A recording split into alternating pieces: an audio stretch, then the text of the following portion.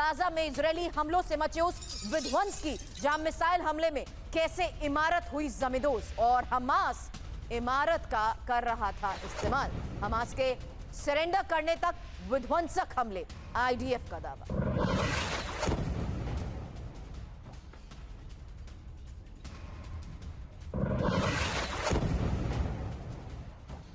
तो आईडीएफ के इन ऑपरेशंस में हमास के सरेंडर करने तक कैसे विध्वंसक हमले जारी रहेंगे और कैसे हमास के एक और ऐसे सेंटर को ध्वस्त कर दिया गया, ये तस्वीर देखिए। एक और ऐसा मिसाइल हमला जहां इमारत जमींदोज।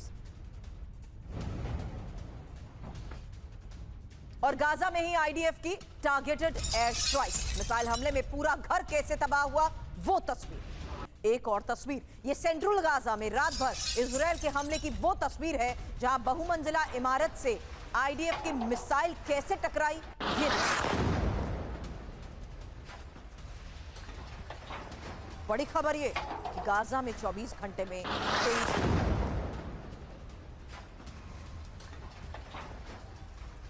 तो गाजा में जारी महाविध्वंस की 3 तस्वीरें एक साथ आपके सामने, जहां आईडीएफ का मिसाइल हमला और हमास की इमारत को कर दिया गया जमींदोज। हमले में कैसे पूरा घर तबाह हुआ, और इसी हमले में आपको बता दें पत्रकार की मौत का भी दावा किया जा रहा है। सेंट्रल गाजा की वो तस्वीर जहां रात भर ऑपरेशंस होते रहे और बहुमंजिला इमारतों को कर दिया गया।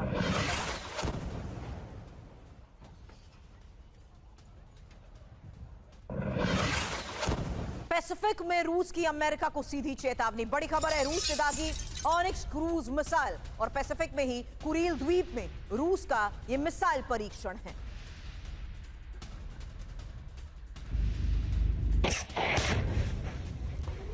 तो पैसिफिक में रूस की अमेरिका को सीधी चेतावनी। अब पश्चिम रूस में यूक्रेन के विध्वंसक हमले की तस्वीर, सेंट पीटर्सबर्ग के नजदीक क्रोमोरस्क पोर्ट को दहला दिया गया। ड्रोन हमलों से तबाह रूसी टैंकर की यह तस्वीर देखिए। विस्फोट से क्रोमोरस्क पोर्ट को भारी नुकसान। तो पैसिफिक में रूस की अमेरिका को चेतावनी, जहां देखिए किस तरीके से रूस ने ऑनिक्स क्रूज मिसाइल का परीक्षण किया है। और इस बीच पश्चिम रूस में यूक्रेन के विध्वंसक हमले की वो तस्वीरें सामने आ रही हैं, जहां यूक्रेन ने अब रूस के पोर्ट को दहला दिया। और मॉस्को में ही भीषण आग से मचे कोहराम की एक और तस्वीर, आग लगने से खाक वेयरहाउस पर ड्रोन हमलों की आशंका।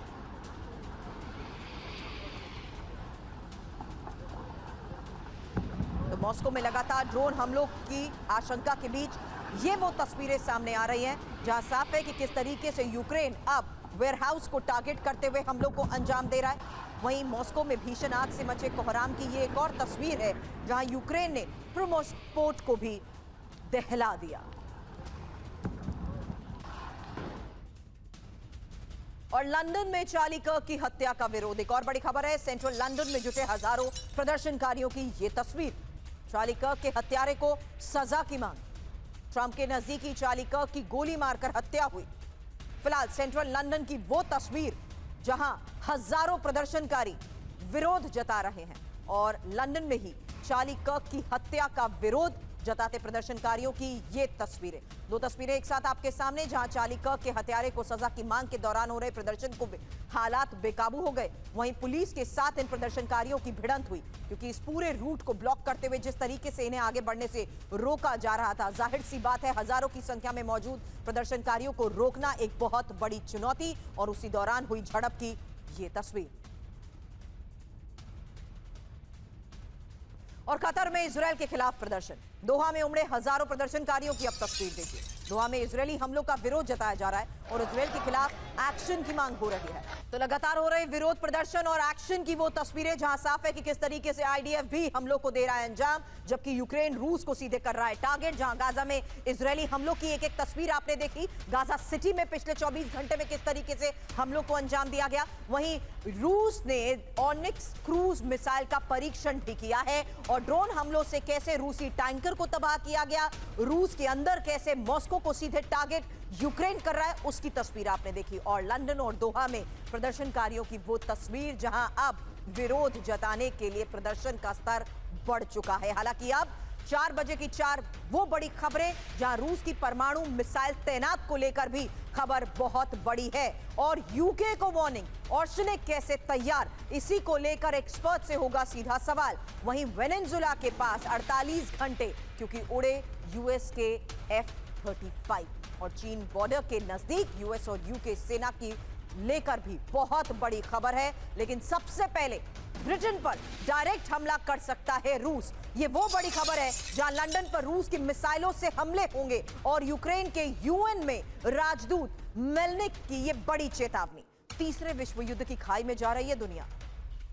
अब क्या बड़ा दावा किया गया और इस दावे के तहत किस तरीके से महायुद्ध की आहट और नेटो वर्सेस रूस, यही होगा एक्सपर्ट से सीधा सवाल। फिलहाल बड़ी खबर और बड़ा दावा जहां लंदन पर रूस की मिसाइलों से हमले होंगे और यह दावा क्यों किया गया, यूक्रेन के राजदूत मेलनिक की यह चेतावनी आखिर है क्या, इसी को लेकर एक्सपर्ट से सवाल। उससे पहले ये इंफॉर्मेशन जहां यूएन सुरक्षा काउंसिल की बैठक में यूक्रेन के राजदूत मेलनिक की यह बहुत बड़ी चेतावनी। दुनिया तीसरे विश्व युद्ध की खाई में जा रही है।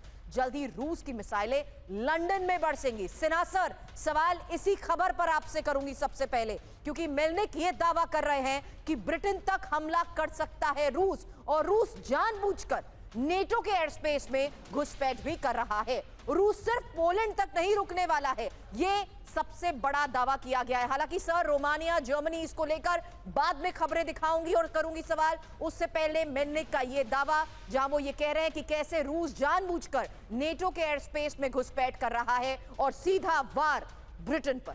सिन्हा साहब। जय हिंद सुरभि। देखिए, जो आपका सवाल है कि क्या रूस क्यों एस्केलेट कर रहा है, तो एक थ्योरी है, एक स्ट्रैटेजी है, मिलिट्री स्ट्रैटेजी का बहुत बड़ा हिस्सा होता है। जब आप एब्सोल्युटली मॉपिंग अप फेज कहते हैं, जब आप ऑपरेशंस को मॉप अप करना चाहते हैं, खत्म कर लिए जाते हैं, तो स्केलेट टू डीस्केलेट। आप स्केलेट इतना ज्यादा करते हैं कि डीस्केलेशंस की में जाएं। तो देखिए, रशिया तो बैटल ग्राउंड के ऊपर जीत ही रहा है, एब्सोल्युटली उसकी विक्ट्री है, एब्सोल्यूट विक्ट्री है जमीन। और ये जो हम वॉर कहते हैं, जिस वॉर ऑफ एट्रिशन में रशिया बहुत आगे है, उसने अपनी 3.5 साल में तो साबित कर दिया, सब मानते हैं। Every expert of the world जो कहते थे, नहीं मानते थे कि Russia should not allowed to win, Russia को जीतने नहीं दिया जाता, अब वो मानते हैं कि मेंटली वो एग्री कर गए। अभी रशिया क्या कर रहा है, जो आपने एक सवाल किया है, देखिए, ऑर्सनिक जो है एक इंटरमीडिएट रेंज मिसाइल है जो उनके पास ब्रह्मास्त्र है। जैसे हम लोग ब्रह्मोस की यहाँ बात करते हैं, ये इंटरमीडिएट रेंज, इसकी मार्ग की क्षमता लंदन, यदि आप यूके से भी कहते हैं, यूरोप का ये मानते हैं एक्सट्रीम, यदि जो वेस्टर्न इलाका है तो उससे भी दूर ये मार कर सकता है। और ये एक हाइपरसोनिक है, 6 warhead at a time, 6 warhead इसमें एक मिसाइल में जाती है। और इसका आपने देखा था पिछले साल जो अक्टूबर में इसने फायर किया था यूक्रेन में, डेमोन्स्ट्रेटिव ये था और निप्रो में फायर हुआ था, बहुत क्षति हुई। उसकी कोई काट नहीं है, इसकी डिप्लॉयमेंट कर चुके हैं वो बेलारूस के अंदर। तो देखिए, जमीन के ऊपर में इंपॉर्टेंट है सर ये खबर उस लिहाज से भी, क्योंकि अगली खबर सुनिए जहां नेटो को रूस की एक बहुत बड़ी चेतावनी कि रूस ने अभी न्यूक्लियर केपेबल जिरकॉन मिसाइल का भी टेस्ट किया है और बैरन सी में हाइपरसोनिक जिरकॉन मिसाइल दागी है। अब रैपिड वॉर एक्सरसाइज को लेकर खबरें हैं और इसी दौरान न्यूक्लियर केपेबल मिसाइल को दागा गया है। मतलब क्या है, एक्सपर्ट से यही सवाल। और नेटो बॉर्डर के नजदीक रूस के इस शक्ति प्रदर्शन की टाइमिंग इंपॉर्टेंट है। इसी में न्यूक्लियर केपेबल मिसाइल के टेस्ट का मतलब क्या है। राजपुरोहित सर, खबरों के बाद सीधा सवाल आप ही से करूंगी, लेकिन उससे पहले एक और बड़ी खबर, नेटो एयर स्पेस के नजदीक रूस की सैन्य मूवमेंट को लेकर यह खबर है जहां बैरेंट्स सागर के ऊपर रूस के फाइटर जेट्स की उड़ान और न्यूक्लियर केपेबल मिसाइल किंजल से लैस फाइटर जेट्स। हालांकि किंजल बैलिस्टिक मिसाइल से लैस fighter jets rapid war drill का हिस्सा हैं। अब रैपिड वॉर ड्रिल और उसी दौरान हो रहे ये टेस्ट, साथ ही उसी दौरान हो रहा ये शक्ति प्रदर्शन बहुत बड़े सवाल खड़े करता है। लेकिन मतलब क्या है, नेटो को रूस की ये सीधी और बहुत बड़ी चेतावनी। हालांकि नेटो देश के नजदीक रूसी सैन्य मूवमेंट्स को लेकर ही आज की ये बड़ी खबर है जहां बैरन सी में रूसी फाइटर जेट्स ने उड़ान भरी है और रूस ने इसी में बैरन सी में जिरकॉन मिसाइल टेस्ट भी किया है। अब नेटो को रूस की सबसे बड़ी चेतावनी को लेकर एक और बड़ी खबर, ऑर्शनिक मिसाइल का परीक्षण कर सकता है रूस। और पोलैंड और एस्टोनिया बॉर्डर के नजदीक परीक्षण को लेकर यह खबर है और ऑर्शनिक की तैनाती का हो सकता है परीक्षण। राजपुरोहित सर, सवाल आपसे उसी आधार पर जहां खबर है जेपेट 2025 वॉर ड्रिल को लेकर और इसी ड्रिल के दौरान ऑर्शनिक के शक्ति प्रदर्शन को लेकर ही यह खबर सामने आ रही है। लेकिन इसी ऑर्शनिक की तैयारी से नेटो में टेंशन, जहां बेलारूस में ऑर्शनिक मिसाइल का परीक्षण हो सकता है और ऑर्शनिक मिसाइल प्रणाली की तैनाती को लेकर टेस्ट रिपोर्ट में यह दावा किया जा रहा है। परमाणु हथियारों की योजना को लेकर परीक्षण और बेलारूस में ऑर्शनिक मिसाइल की जल्द तैनाती होगी। हालांकि हाइपरसोनिक बैलिस्टिक मिसाइल भी जेपेट वॉर ड्रिल्स का हिस्सा है। Over to you Rajpurohit sir. जी, आपने बहुत अच्छे से ये सारी डिटेल्स दी हैं। मैं इसका एनालिसिस आपके साथ करना चाहूंगा सुरभि। पहली बात तो ये कि जो ट्रंप साहब ने 2 धमकियां दी हैं कि नेटो अगर सैंक्शंस बढ़ा दे तो मैं ये वॉर खत्म कर दूंगा। दूसरा, वो कहते हैं कि चाइना रशिया के साथ जाना बंद कर दे, उनको मदद बंद कर दे तो मैं ये वॉर खत्म कर दूंगा। तीसरा, जो रोमानिया और यूक्रेन के जेलेंस्की साहब ने बोला है कि जी ये ड्रोन्स हमारे ऊपर आ गए और हमने ये तैयारी कर ली है, तो ये सारी एक बहुत बड़ी थ्रेट दिखाता है रशिया के ऊपर। और रशिया, जैसा कि हमने रिसेंट पास्ट में भी देखा है, ऐसे किसी खतरों में पैसिव रहने वाला देश नहीं है। यूनियन स्टेट यानी बेलारूस के साथ मिल करके इसने बहुत प्रोएक्टिव काम किया है। और ये जेपेट 25 की बात जो आपने किया है, जिसमें कैलिनिनग्राड के अंदर उसने मिसाइल डिप्लॉय कर दिया है, साथ में उसने 2 परीक्षण की बात कर दी है, साथ में उसने अपने शिप्स डिप्लॉय कर दिए हैं और अपनी एक्सरसाइज ग्राउंड पे ट्रूप्स मैन्यूवरिंग की, एयर डिफेंस सिस्टम्स की, और अगर उस पे अटैक हो जाता तो रिपल्स कैसे करेंगे बेलारूस और रशिया मिलकर के। तो ये अपनी तैयारी में कोई कमी नहीं छोड़ना चाहता।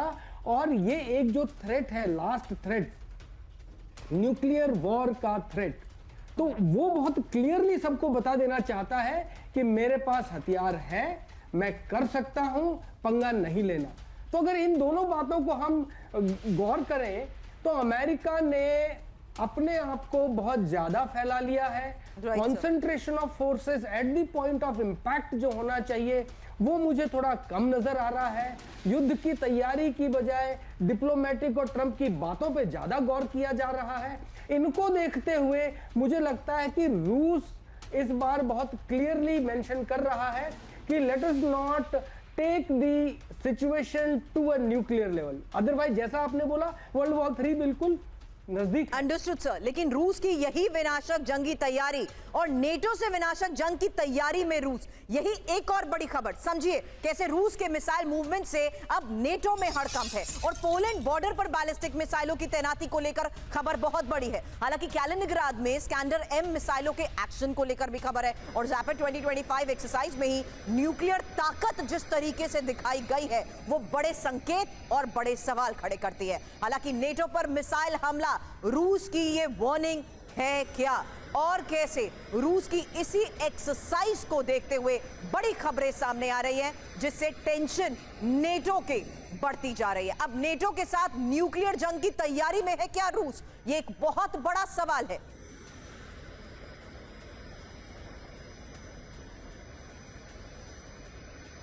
हालांकि नेटो पर मिसाइल हमला, रूस की ये वार्निंग, जहां नेटो के साथ न्यूक्लियर जंग की तैयारी में रूस और रूस के मिसाइल मूवमेंट से ही नेटो देशों में हड़कंप। हालांकि पोलैंड बॉर्डर पर बैलिस्टिक मिसाइलों की तैनाती को लेकर खबर, कैलिनिनग्राड में रूस की स्कैंडर M मिसाइलों का एक्शन, वहीं बाल्टिक सी के नजदीक नेटो के 6 देशों को सीधी चेतावनी। अब स्कैंडर M शॉर्ट रेंज मिसाइलों की रेंज 500 किलोमीटर है, जबकि रूस बेलारूस की जेपेट 2025 एक्सरसाइज में न्यूक्लियर ताकत भी दिखाई गई है। इस बीच एक और बड़ी खबर है क्योंकि पोलैंड में रूस के हवाई हमलों के खौफ को लेकर भी आज एक और बहुत बड़ी खबर है और पोलैंड में अब हवाई हमलों के सायरन बज रहे हैं। हालांकि हाई अलर्ट पर ईस्टर्न पोलैंड का पूरा इलाका है और लोगों से घरों के अंदर रहने को कहा गया है। ओपन सोर्स इंटेल का ये बड़ा दावा और इसी बड़ी खबर के आधार पर थोड़ी देर में प्रोफेसर राजन सीधा सवाल आपसे, उससे पहले ये तस्वीर जहां हाई अलर्ट पर पूरा ईस्टर्न पोलैंड है। रूस से बहुत बड़ी जंग की तैयारी में नेटो,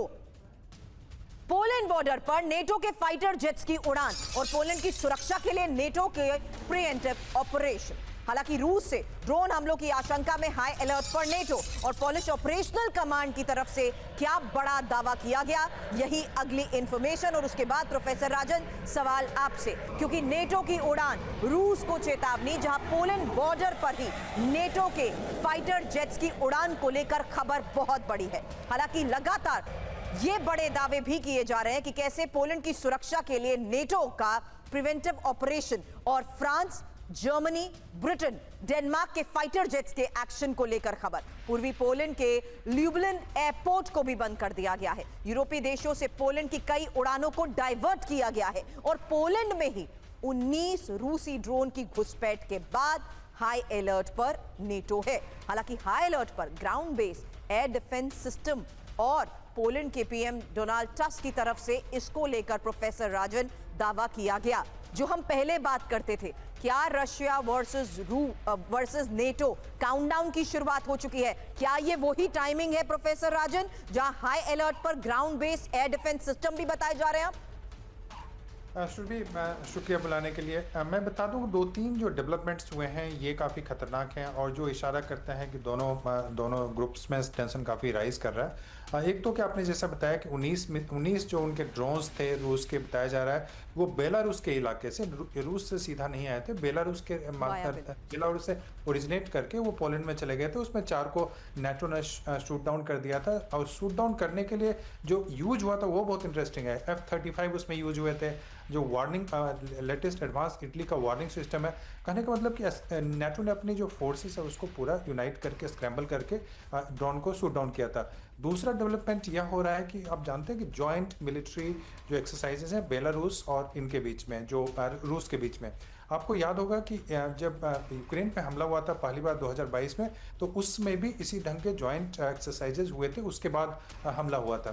तो उससे क्या हुआ है कि अभी पूरे यूरोप में, खासकर ईस्टर्न यूरोप का इलाका जिसमें कि पोलैंड आता है, रोमानिया आता है और फिर अगर उसमें मैं जोड़ दूँ जो बाल्टिक स्टेट्स हैं उसको भी, तो वहाँ पे काफ़ी डर का माहौल हो गया है क्योंकि उनको लगता है कि रूस ने जो ड्रोन्स भेजे थे ये जानबूझ के भेजे थे। रूस ने बोला कि मैंने नहीं भेजा है, उसने डिनाई किया है, रूस ने बोला कि प्रोपेगेंडा है, लेकिन यूरोपियन देश ने चूंकि उसको शूट डाउन किया तो उनके पास एविडेंस भी है और उनको लगता है कि यूरोप को टेस्ट करने की कोशिश हो रही है रशिया के द्वारा कि कहाँ तक नेटो एक्शन ले सकता है। तो इस कारण से जो यूरोपियन देश हैं काफ़ी घबराए हुए हैं और उनको लगता है कि रूस इस चीज़ को बढ़ाने की कोशिश कर रहा है और उसी का एक एग्जाम्पल है कि अभी जो जॉइंट एक्सरसाइज है दोनों देश में हो रहे हैं। और कलिनिनग्राड का जो इलाका है वो पोलैंड का बॉर्डर है, वो एक एक्सक्लेव है जो कि लिथुआनिया को टच करता है एक तरफ और दूसरी तरफ पोलैंड को टच करता है और तीसरी तरफ समुद्र है उसका, बाल्टिक सी। तो वैसे में वहाँ पे S-400 हैं, वहाँ पे सारे न्यूक्लियर मिसाइल हैं, उनके जो नेवल फ्लीट बाल्टिक है उसका हेडक्वार्टर्स है वो। तो पोलैंड हमेशा घिरा हुआ रहता है, पोलैंड को हमेशा डर है ये युद्ध कभी भी बढ़ सकता है। यही वजह है कि पोलैंड पूरी तरह हाई अलर्ट पर है और रूस से बड़े हमलों की आशंका में पोलैंड कैसे हाई अलर्ट है। एक और बड़ी खबर, फुल कॉम्बैट अलर्ट पर पोलिश एयर डिफेंस और नेटो सहयोगियों के साथ जॉइंट ऑपरेशन। हालांकि जंगी तैयारी पर पोलैंड के पीएम डोनाल्ड टस्क का ये बड़ा दावा, जहां किसी भी हमले का विनाशक जवाब देंगे।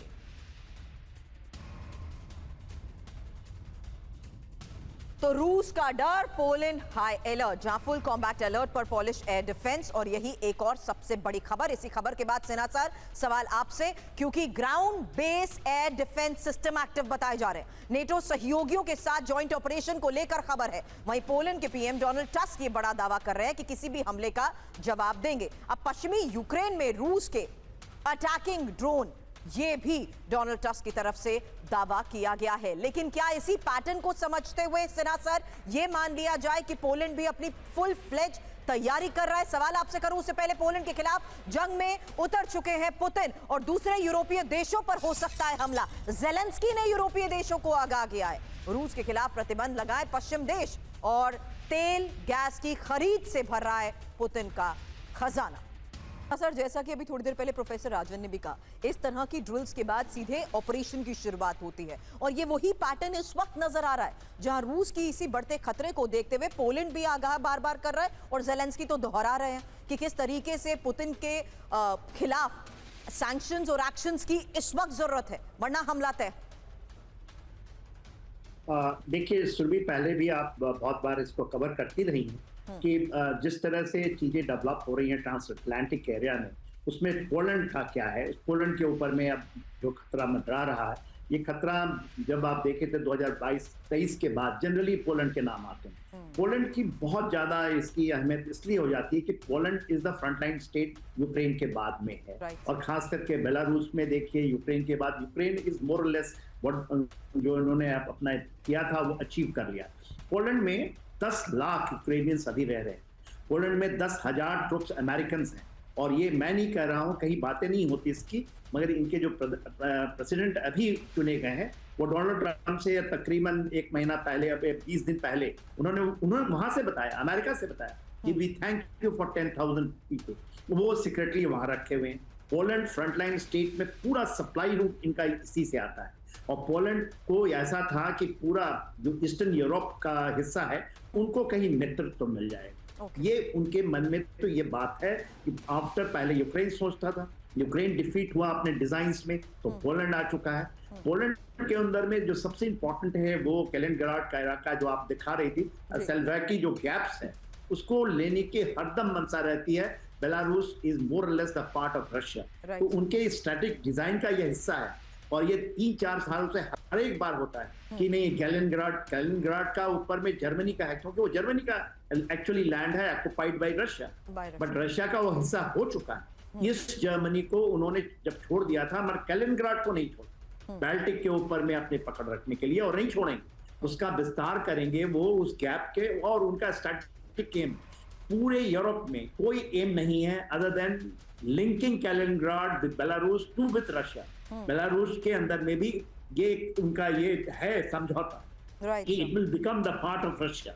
तो रशिया को बाल्टिक सी में बाय रूट अभी ले जाना है, तो सेल्वाकी gap they have to capture, और इससे अच्छा मौका उनको नहीं मिलेगा यदि वो एस्केलेट करना चाहते हैं। मगर मेरा जो अपना आकलन कहता है कि he is looking forward in the Pacific, और आपने आर्टिक का रीजन में बताया जो उनको कर रहे हैं जी। क्योंकि ये 3rd उनके फेज का ऑपरेशन है।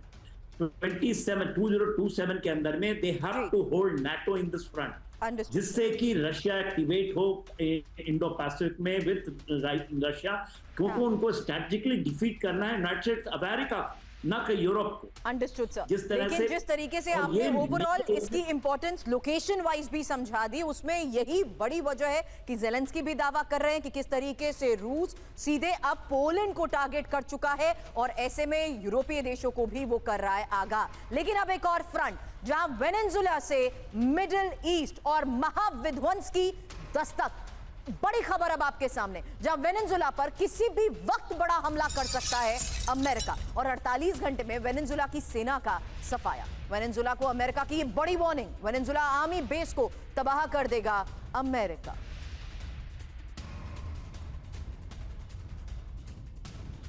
तो अमेरिका और वेनेजुएला में टेंशन और बढ़ रही है, और वेनेजुएला पर हमले की तैयारी में अमेरिका है। वेनेजुएला के करीब F-35 फाइटर जेट्स तैनात, और वेनेजुएला के करीब दिखे 5 F-35 स्टेल्थ जेट। अब मायामी के आसमान में विमानों की रिफ्यूलिंग, यही एक और सबसे बड़ी खबर है। हालांकि मादुरो की धमकी के बाद अमेरिका की जंगी तैयारी, जहां पोर्टो रिको में अमेरिकी F-35 विमान तैनात और 10 F-35 फाइटर जेट्स की तैनाती के आदेश। वेनेजुएला से 937 किलोमीटर दूर पोर्टो रिको।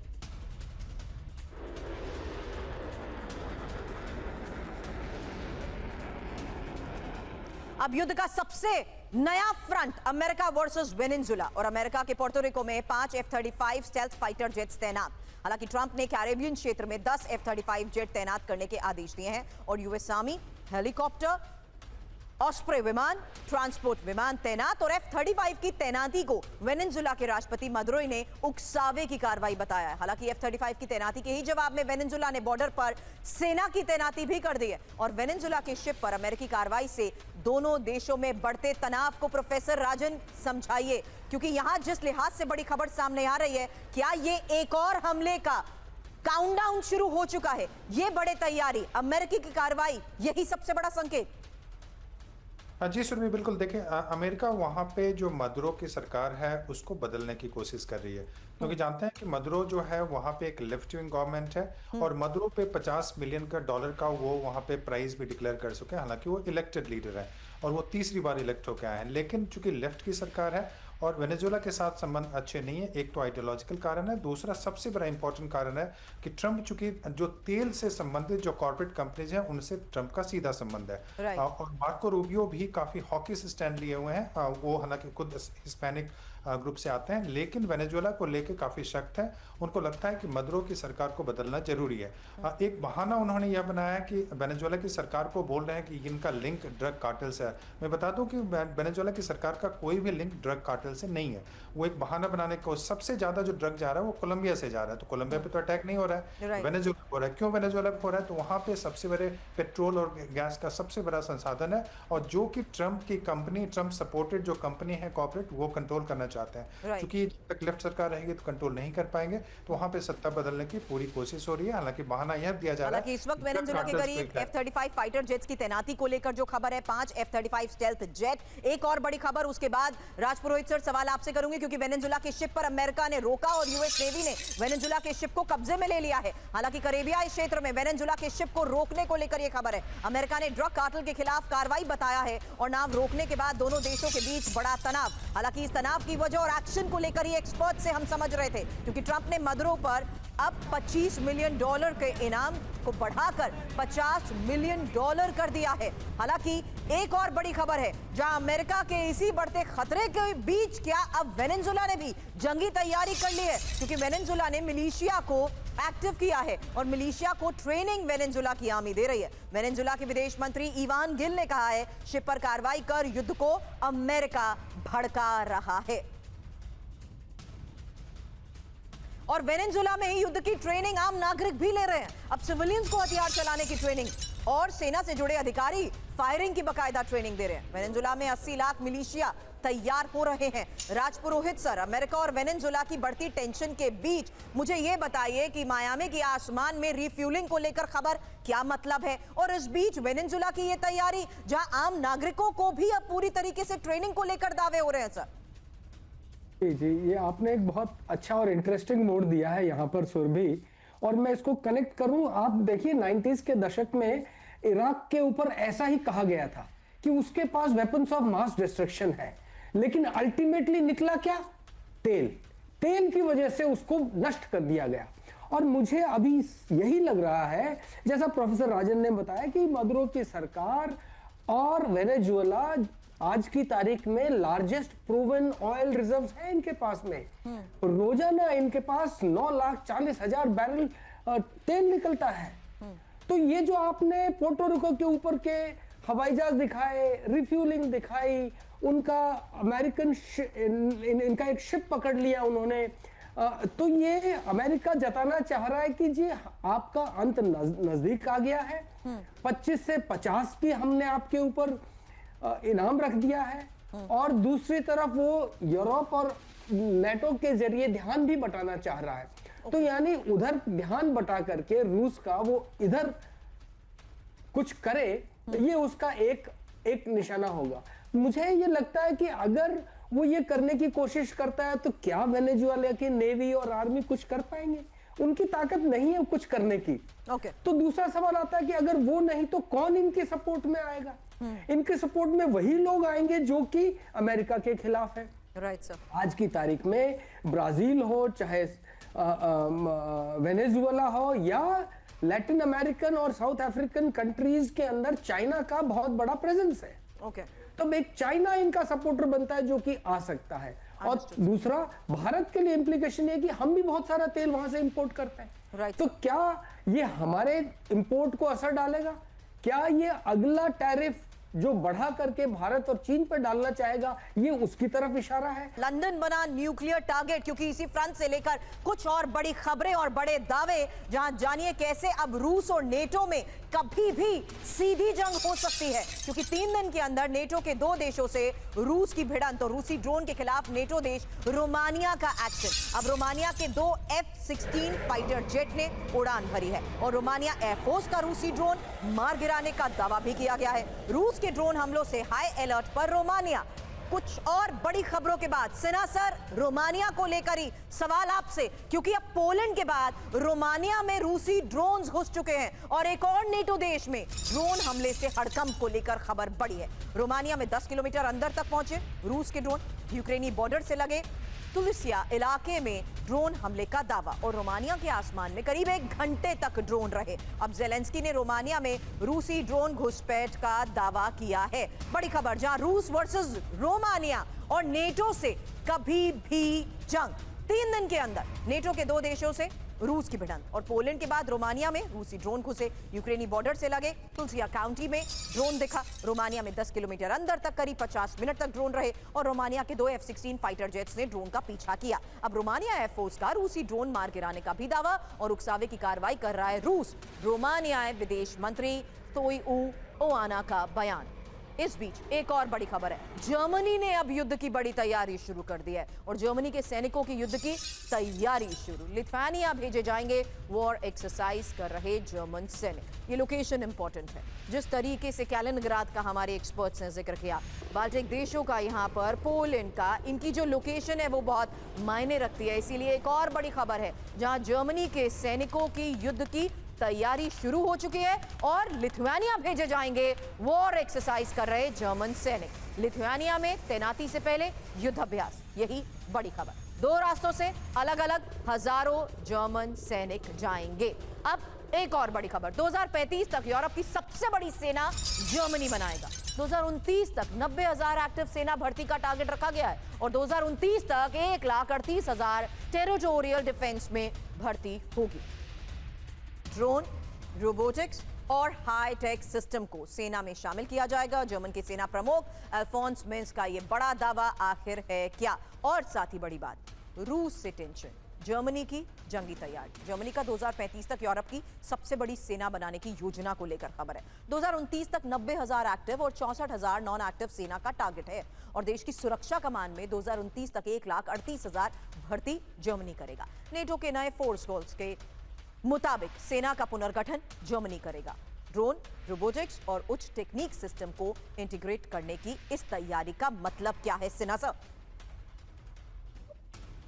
देखिए सुरभि, जर्मनी का आफ्टर सेकेंड वर्ल्ड वॉर, जैसे उन्होंने जापान एंड जर्मनी, तो उन्होंने पैसिफिकेशन की एक ली थी स्ट्रैटेजी कि हम कुछ नहीं बनाएंगे, हमारे पास कोई न्यूक्लियर वेपन नहीं होगा, सेना की जरूरत नहीं है। मगर जर्मनी ने अपना पूरा का पूरा रूप बदल दिया है, खास करके नेशनलिज्म आने के बाद। उनके अंदर में जो न्यू नाजिज्म की बात होती है, वो उनकी एक सोच है।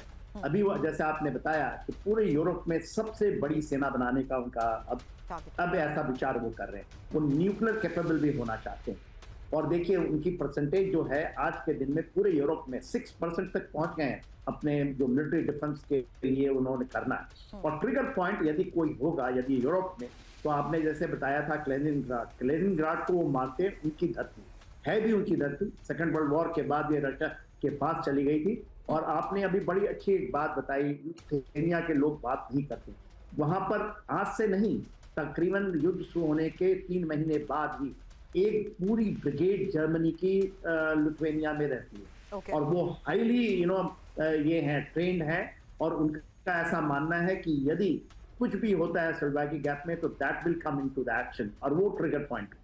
और उसके अंदर में आपने जो जर्मनी की बात बताई, Germany is very fast developing as a military state और उसके अंदर में भी अमेरिका का भी जो कमांड है जो यूरोप के अंदर में, खास करके ईस्टर्न यूरोप में जब हम बात करते हैं तो जर्मनी के ऊपर ही उनके अभी भी पूरे मिलिट्री फोर्सेस अमेरिकन के उधर बैठे हुए, उनका हेडक्वार्टर है और वहां पर उनकी ऐसी मंशा है। तो इसलिए और क्योंकि वो सेकंड लेयर में आते हैं, पोलैंड के बाद उनका इलाका है, उनको लगता है कि they are safe and they have send one full और वो डिवीजन बनाने वाले हैं। और लिथुआनिया में जब वो चले जाते हैं और उन्होंने ऐसा कर दिया तो एक बहुत बड़ा ट्रिगर पॉइंट होगा, खास करके बेलारूस के बगल में बैठे। तो ये जो चीजें डेवलप हो रही हैं, मगर मेरे ख्याल से कैपेबिलिटी बनने के लिए या उसको एक मिलिट्री पावर बनने के लिए बहुत समय, 25 वर्ष का मिनिमम टाइम होता है व्हेन यू बिकम। वो इतने ट्रेन नहीं है, उन्होंने छोड़ दिया था after second world war, but उनकी मनसा ऐसी है और इसलिए नॉर्थ स्ट्रीम जो उड़ाया गया था। यह भी कहा जाता है कि अपने को दूर ले जाने जी। वाले जो उनकी नेशनलिस्ट फोर्सेस अभी सोच है उनकी, वो Understood, वहां sir. काम कर रही है। सिन्हा सर, प्रोफेसर राजन और Raj Purohit sir, thank you for joining. बहुत बहुत शुक्रिया इन तमाम एनालिसिस के लिए आपका। लेकिन इस बीच एक और बड़ी खबर है, जहां स्पेन के मैड्रिड में ही भीषण विस्फोट की तस्वीर सामने आई है और मैड्रिड के कैफे में विस्फोट, जहां विस्फोट से कैफे की छत गिरी और विस्फोट में 25 लोग घायल हुए, 3 की हालत गंभीर। स्पेन के मैड्रिड में धमाका, तस्वीरें आपके सामने हैं, जहां स्पेन की राजधानी मैड्रिड के कैफे में विस्फोट की यह तस्वीर सामने आई है। और बड़ी खबर आपको बता दें, जहां 3 मंजिला इमारत के ग्राउंड फ्लोर पर विस्फोट को लेकर ही यह खबर है। हालांकि गैस रिसाव से धमाके की संभावना और जांच जारी है। भीषण विस्फोट, 25 लोग घायल, 3 की हालत गंभीर, घायलों का अस्पताल में इलाज जारी। अब यूक्रेनी हमलों का रूस ने बदला लिया। यूक्रेन की राजधानी कीव पर बहुत बड़े अटैक को लेकर खबर आ रही है, जहां कीव के 10 इलाकों में धमाके सुनाई दिए।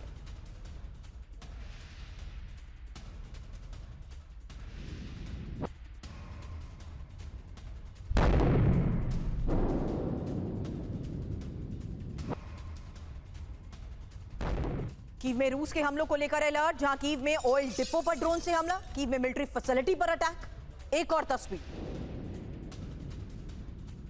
कीव में ही लगातार ड्रोन हमले की ये तस्वीरें सामने आ रही हैं, जहां कीव में अलर्ट है, रूसी हमले तेज हो चुके हैं। 3 तस्वीरें एक साथ आपके सामने, 10 से ज्यादा धमाके, ऑयल स्टेशन पर हमले की तस्वीर। और बड़ी खबर है, ट्रंप ने रूस पर प्रतिबंध लगाने की रखी शर्त। नेटो के सभी सदस्य लगाएं रूस पर बैन, रूस से तेल की खरीद पर रोक लगाएं नेटो सदस्य। चीन पर भी 100% टैरिफ लगाने की शर्त रखी गई है। नेटो देशों ने ऐसा किया तो अमेरिका भी तैयार। अब ताइवान के पास चीन की घुसपैठ, ताइवान की सीमा में 31 फाइटर जेट की घुसपैठ, ताइवान के समुद्री इलाके में 13 नौसैनिक जहाज।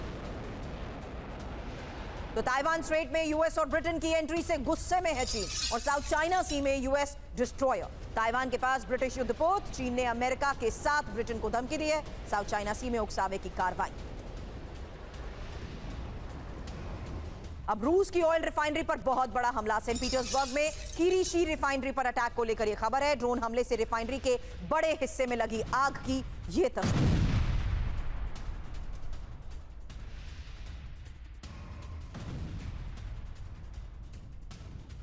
और रूस में 1800 किलोमीटर अंदर घुसकर यूक्रेन का हमला, कोम के इलाके में पहली बार यूक्रेनी ड्रोन अटैक। विस्फोटक बनाने वाले प्लांट पर ड्रोन अटैक हुआ है। रूस के केमिकल प्लांट को हमले में भारी नुकसान।